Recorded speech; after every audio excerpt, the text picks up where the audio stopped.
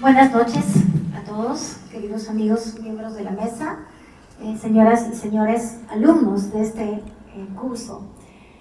Simplemente para expresarles el agradecimiento que significa para la Universidad Continental poner también en evidencia de manera escrita y de manera pública un material que también ha sido pensado, ha sido también incorporado a un proceso de formación ya desde hace un año en la experiencia esta del diplomado de gestión pública descentralizada que mencionaba Rob, que estamos llevando en colaboración.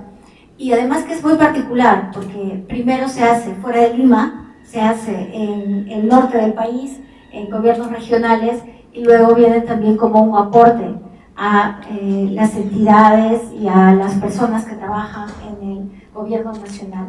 En ese sentido es sui generis, pero yo creo que también expresa lo que está sucediendo en el país y lo que está sucediendo en el servicio público.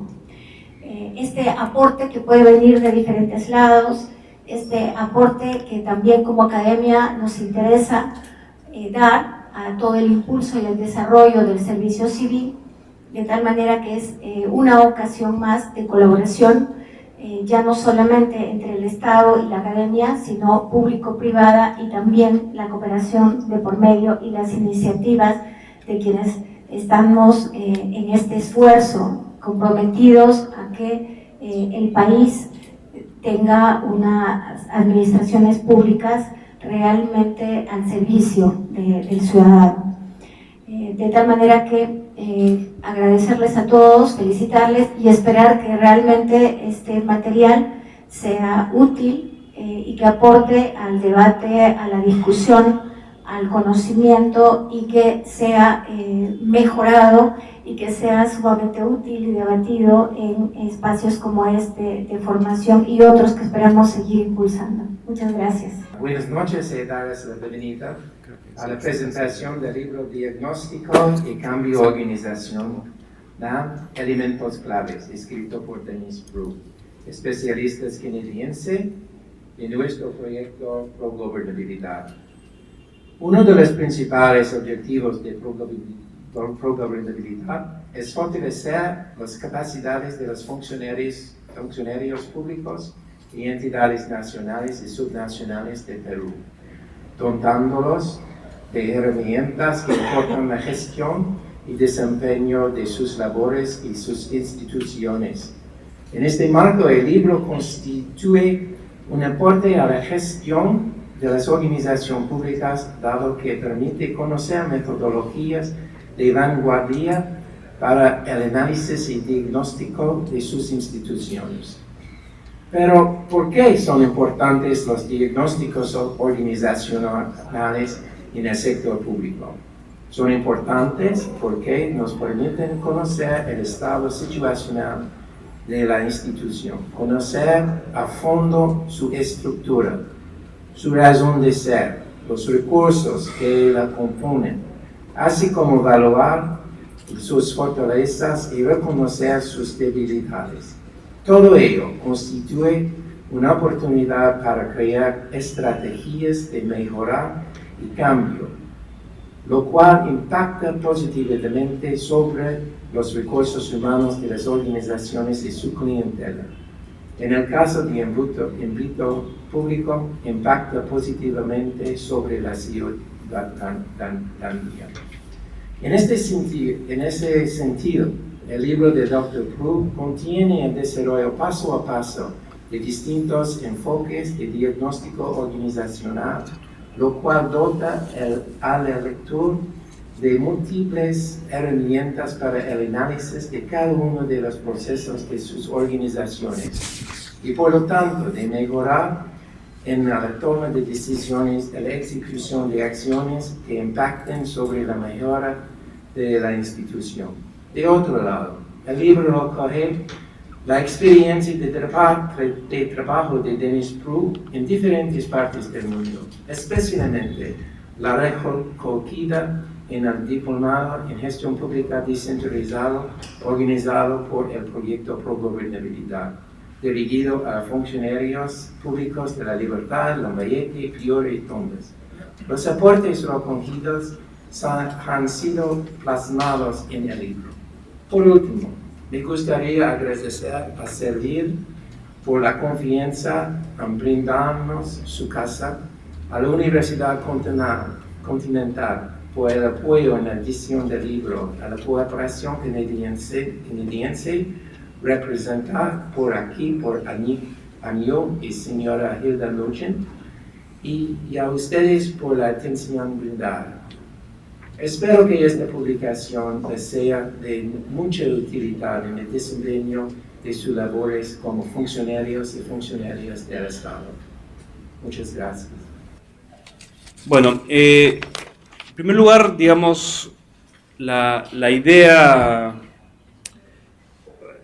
iniciales que tengo y luego algo sobre lo que vendría a ser algunos temas para mí cruciales, ¿no?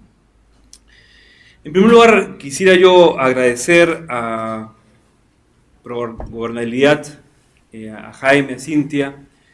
Yo creo que es muy importante para la discusión, para la posibilidad de intercambiar y para crecer como país lo que se está haciendo, ¿no?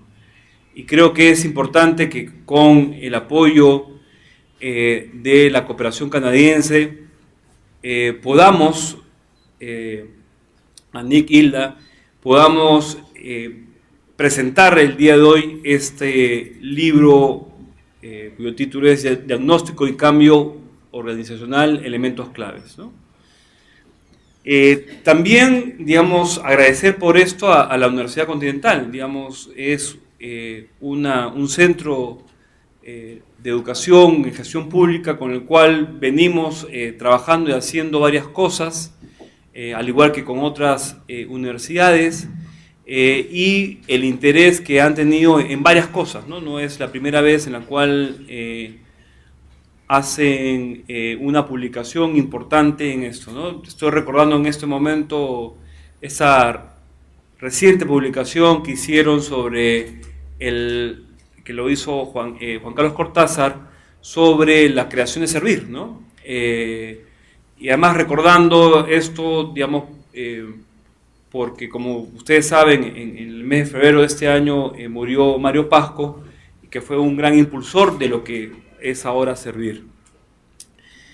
Entonces, esta labor que tiene la universidad es realmente muy importante en términos del país y del crecimiento de los servidores públicos, ¿no?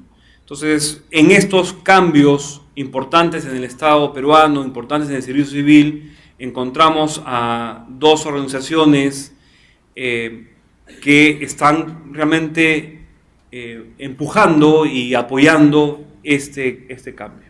Y eso, digamos, para nosotros como funcionarios públicos y como presidente de Servir es realmente importante. Una segunda cosa que quería decir antes de hacer ya comentarios puntuales es, para mí los libros técnicos, en general, en realidad cualquier libro, cuando lo estoy leyendo y mi cabeza está, digamos, con mil revoluciones, pensando diversas cosas a la vez, son aquellos que me gustan, ¿no? Que los disfruto. Entonces, cuando me pongo a leer ciertas cosas y digo, bueno, ¿cómo lo aplicaría en Servir? O cómo se habría aplicar, o cómo a través de esto podríamos medir otras cosas, digamos, esos son los libros que me gustan. Y este libro, realizado por Denise, lo ha hecho, digamos. Cuando lo he leído, realmente mi cabeza ha estado demasiado acelerada, pensando en varias cosas de cómo podría implementarlo en Servir y cómo podríamos implementarlo en el servicio civil, y sobre todo un capítulo que es el cuarto, sobre el cual yo comentaré algunas cosas que me ha estado, digamos, de alguna manera torturando también, porque en un momento de cambio, en un momento de un cambio muy significativo para Servir, para nosotros, para el país, para el servicio civil, digamos, diciendo si el camino tomado fue un camino errado, no fue un camino errado, si fue un camino bueno, qué nos equivocamos, qué deberíamos hacer ahora y cómo deberíamos apoyar a las instituciones para que puedan hacer un cambio mucho mejor de lo que se viene haciendo. Algunas virtudes que veo del libro que me gustaría señalar, ¿no? La primera es que se puede leer cada capítulo de manera independiente o se puede leer de manera conjunta. Para mí es una virtud, ¿no? Por ejemplo, podrían leer el segundo capítulo, la segunda sección, que se llama el análisis de los problemas y la búsqueda de soluciones de manera, digamos, se podría leer de manera singular, entenderlo y aplicarlo sin tener que leer los otros 3 capítulos. Lo mismo me sucede con el cuarto, que tiene que ver con el cambio organizacional. Es cierto que está pensado globalmente, pero digamos, no es mala idea el poder leerlo de manera separada, porque cuando hablamos, por ejemplo, en el caso de los análisis de problemas, digamos, está pensado en la estructura del libro en el tema organizacional, pero podría no ser únicamente aplicado en un tema de cambio organizacional, sino en cualquier detección de problemas. Igual me sucede con el capítulo 4, en realidad con los 4 capítulos. Entonces, creo que es una virtud. Lo segundo es que se discute temas trascendentales y algunas reflexiones sobre las que tenemos que pararnos a pensar. Les digo algunas, simplemente no menciono a todos, sino algunas. Lo simbólico, ¿no? ¿Cuál es el rol de lo simbólico en el Estado peruano? Cómo a veces lo simbólico nos lleva a retrasar algunas cosas de fondo, o cómo lo simbólico nos puede ayudar a hacer algunos cambios. Entonces, creo que el tema alrededor de lo simbólico es una reflexión que tenemos que hacer. También esa relación entre la teoría y la práctica, ¿no? Se menciona, son indisolubles, o sea, no estamos planteando esto acá y esto allá. Me hace recordar, digamos, en el último CLAT, el último congreso del CLAT, una presentación de Carles Ramió, este profesor y directivo público español catalán, ¿no? Y que hablaba de los anfibios. Los anfibios son, digamos, donde hay un mundo de los acuáticos y los terrestres, digamos, unos vinculados a la academia, los otros vinculados a la dirección pública. Hay algunas personas que son los anfibios, que están en los dos mundos y que los dos mundos a veces los rechazan, ¿no? Porque los académicos le dicen, ustedes no son académicos porque ustedes son directivos. Y los directivos dicen, bueno, ustedes no son totalmente directivos porque son académicos. Entonces, estos anfibios, que son mal vistos, tienen una ventaja, él decía, frente a los demás. Y es esta mezcla entre la teoría y la práctica y cómo en la vida cotidiana se hace indisoluble para los anfibios. Entonces, de alguna manera, digamos, los anfibios serían, de acuerdo a Denis, seríamos todos, ¿no? Es decir, nunca podemos desechar el tema teórico y tampoco el tema práctico. O la oración, la misión de una institución puede reunir a la gente mientras la experticia la separa, ¿no? En esta lógica de, digamos, no ser generalistas, sino comenzar, sobre todo con oraciones grandes, a ser mucho más individuales o especialistas, digamos, ¿no? Entonces la misión de institución nos puede reunir, pero nos separa esta lógica de la especialidad. Yo soy especialista. O la necesidad de los cortocircuitos en la institución, ¿no? Digamos, en una parte, si no me equivoco, fue en el primer capítulo, habla de la necesidad, o el tercero, perdón, la necesidad de los cortocircuitos, ¿no? Digamos, cómo una institución tiene que tener cortocircuitos. Y que de alguna manera estos cortocircuitos ayudan, digamos, a crear una serie de cosas. O sea, podemos hacer, y deberías hacer, un nuevo libro sobre los cortocircuitos en la gestión pública.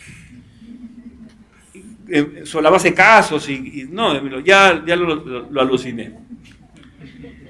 Una tercera cosa en estas primeras reflexiones es las metodologías que se plantean que en realidad son las preguntas, ¿no? Quizás lo esencial está en las preguntas, y esas preguntas tienen que ser correctas y oportunas, ¿no? Entonces, ¿cuándo nos hacemos las preguntas y qué preguntas nos hacemos? Entonces son las dos cosas fundamentales. ¿En qué momento nos preguntamos y de qué manera hacemos correcta la pregunta? Porque si no tenemos una pregunta adecuada, lo más probable es que nos equivoquemos. Y sabemos perfectamente que el tiempo, los recursos son siempre limitados, y esto es importante. Algo que puede ser una virtud o puede ser considerado como un defecto del libro, digamos, para nosotros, ¿no? Es el público objetivo del libro. El público objetivo del libro no son únicamente los servidores públicos o las organizaciones públicas, sino también las privadas. Hay ejemplos de las privadas, hay ejemplos de los públicos, y a veces más parece privado que público. ¿Cuál es la virtud de mi punto de vista? Es este mundo tan separado que tenemos, imposible de conversar, imposible de aprender uno de otro, se rompe, ¿no? Y eso creo que es bueno.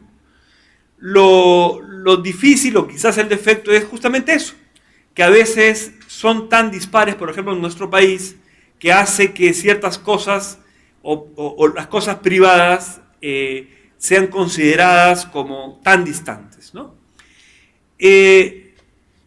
Eso, por ejemplo, es bien importante y nos ha sucedido con los casos, ¿no? Con el método del caso. Cuando en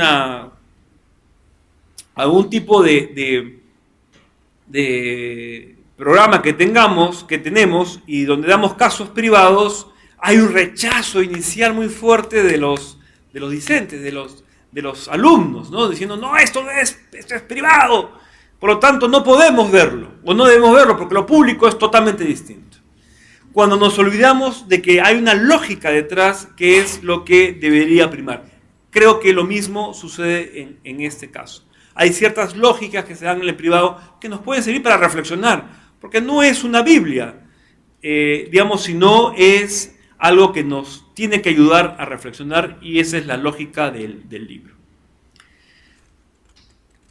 Algunos puntitos más y sobre el libro que también me parecen interesantes, ¿no? Hay un tema que sí creo que merece una reflexión mayor, y que, digamos, otro libro, mira, ya van dos, que es el entorno político, ¿no? El entorno político es particularmente complicado en el sector público. Hay demasiados actores y demasiados actores con cambios, ¿no? Por poner un ejemplo, digamos, en el caso de Servir, la actual primer ministra es la sexta primer ministra de este gobierno, y por lo tanto también de lo que es mi jefe, ¿no? Digamos, yo he estado con los 6.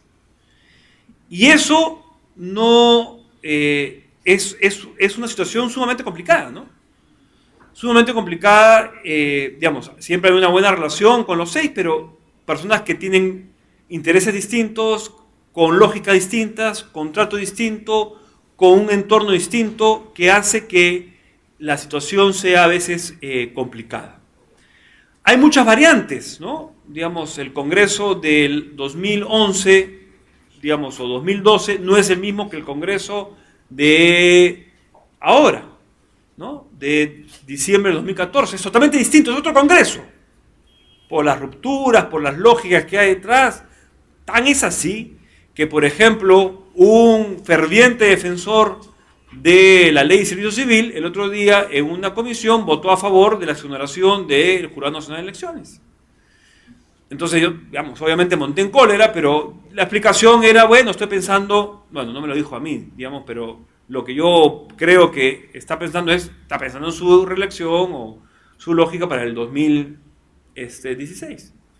Entonces, este entorno político afecta de una manera importante a las organizaciones públicas y obviamente a las propias personas que estamos en las organizaciones públicas. Entonces, creo que es algo que no hemos reflexionado lo suficiente en el país y creo que deberíamos comenzar a reflexionar.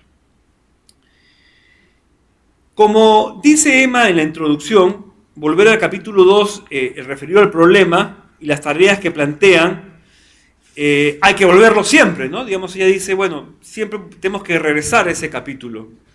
Te obliga un poco, es el capítulo más pequeño, el más chico en número de palabras, pero regresas por el contenido, por es cuándo y cómo detectas el problema y las tareas que se plantean ahí.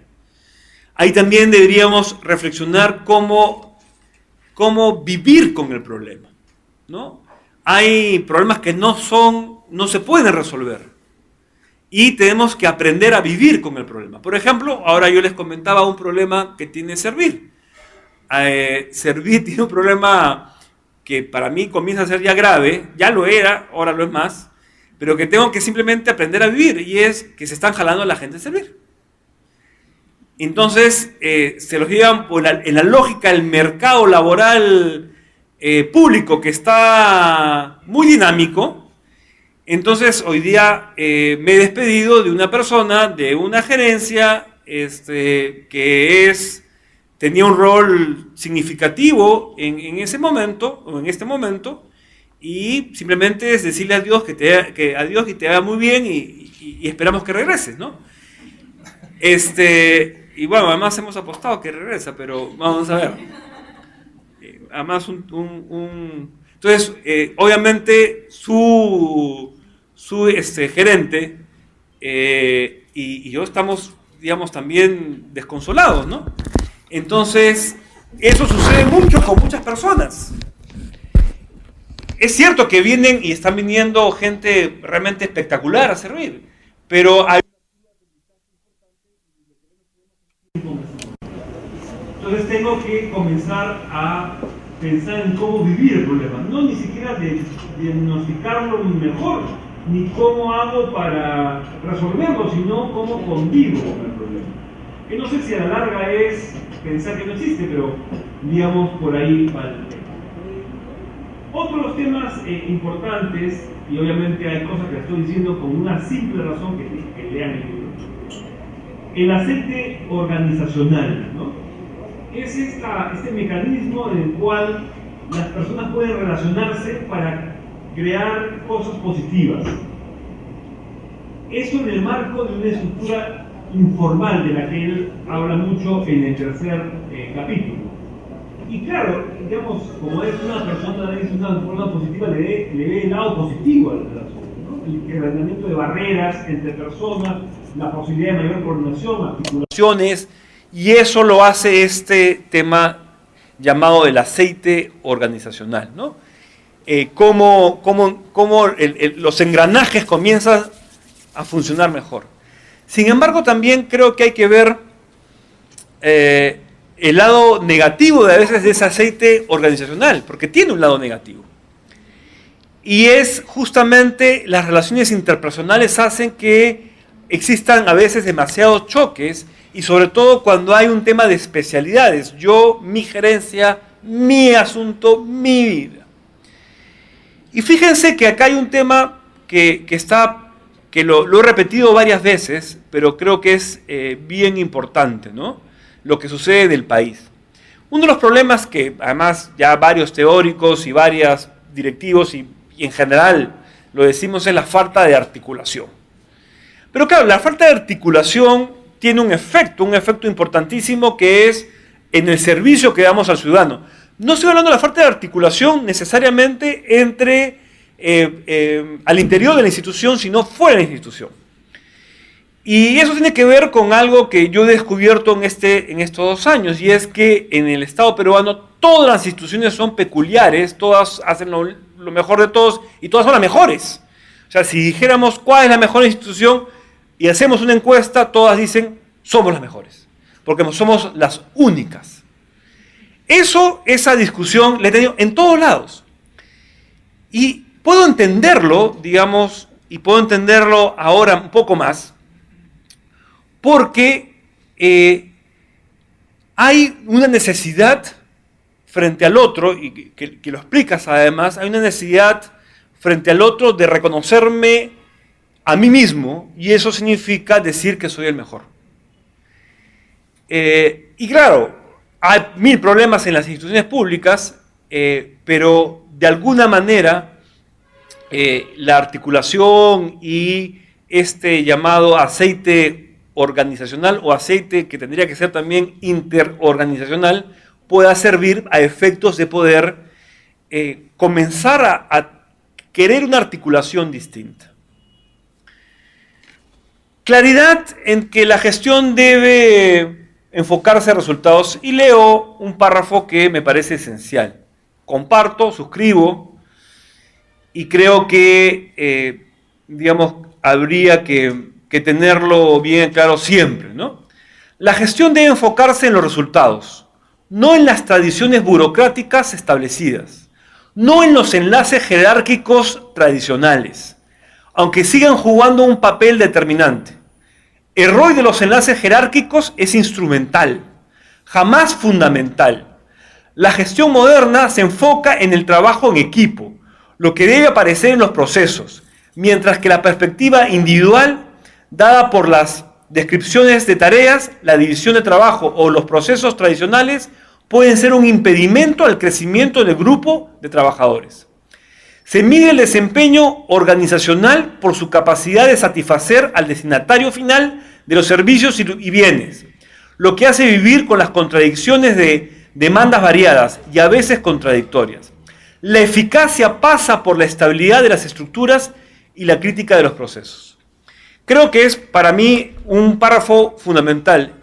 El destino final son los ciudadanos, y si perdemos esa perspectiva, en realidad nuestra propia existencia comienza a tener a un nivel de problema. De alguna manera, lo estamos tratando de hacer en la hoja de ruta del tránsito al servicio civil. Esta mirada que tiene que tener cada institución, esa automirada, para efectos de lograr ver qué cosa mejorar en la perspectiva de mejorar al ciudadano. No mejorarse, sino mejorar la calidad del servicio que da al ciudadano. Acabo con un par de cosas más. Hay, en referencia a esto, una cosa importante, y ahí va el tercer libro.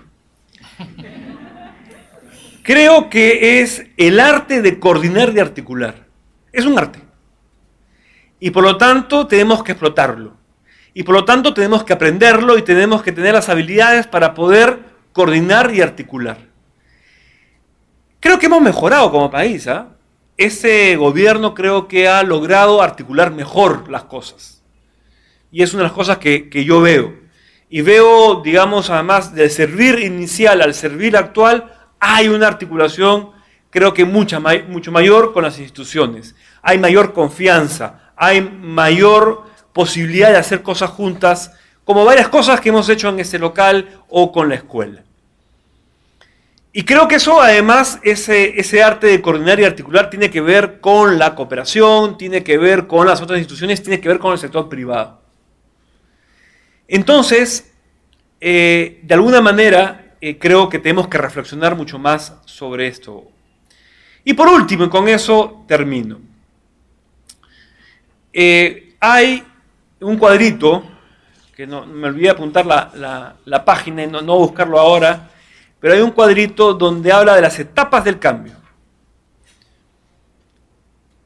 El cuadro nos señala cuáles son las etapas del cambio, que son 3 etapas, y luego lo hace una entrada colectiva o organizacional e individual. Entonces hay 2 cosas importantísimas, creo, en ese cuadro, y yo les diría que cuando lo vean, lo piensen y estén varios minutos pensando, ¿no? En 2 cosas. En las etapas, en lo que significa el cambio y cómo es el cambio en las etapas, y cómo se demuestra en ese doble enfoque, ¿no? En la organización y en las personas. Creo que es un aporte muy, muy interesante que nos hace ver la necesidad de ese cambio institucional, pero también un cambio individual en las personas. Porque eso nos va a llevar a tomar incidencia en ambos lados. Y luego, obviamente, el tema de las etapas. Quiero terminar simplemente agradeciendo por el aporte, Denise, porque creo que lo que nos revela y nos hace y nos va a hacer es, como decíamos al inicio, pensar y luego comenzar a aplicar las cosas que comenzamos a pensar. Nos gustaría y quisiéramos que cada directivo, cada servidor público pudiera, digamos, sobre todo hacer este ejercicio que nos hemos olvidado en el país, que es reflexionar, pensar y poder trabajar eso de manera colectiva con el objetivo principal de atender mejor a nuestros ciudadanos. Creo que es un aporte interesante, creo que es un aporte que las universidades se tendrá que trabajar, no únicamente en la Universidad Continental, me queda clarísimo que en la Universidad Continental de todas maneras, pero sí en las otras. Creo que es un aporte tuyo, de la universidad, digamos, de la cooperación, para efectos de poder lograr algunos cambios importantes en el país. Y además va a servir a cada persona que lo lea para que mejorar sus instituciones y poder aplicar las metodologías. Como tú dices, no son temas estancos, sino son cosas que pueden ir evolucionando y mejorando cada vez más. Y obviamente agradeciendo de antemano los próximos 3 libros que va a escribir. Gracias.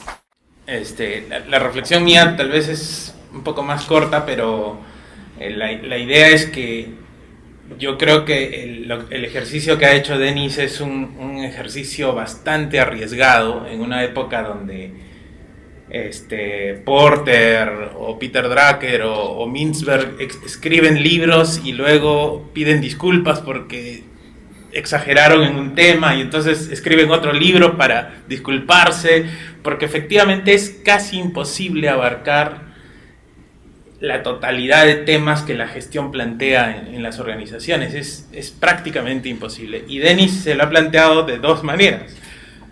Cuando uno lee el libro, encuentra, como decía Juan Carlos, componentes sumamente teóricos y componentes sumamente prácticos. Es decir, es una tarea titánica tratar de compendiar, digamos, todo esos temas, y creo que se logra. Es decir, a lo largo del libro uno va notando lo que Juan Carlos notaba, como de repente el que uno puede estancarse en un capítulo y quedarse ahí, digamos, con cierta completitud de información.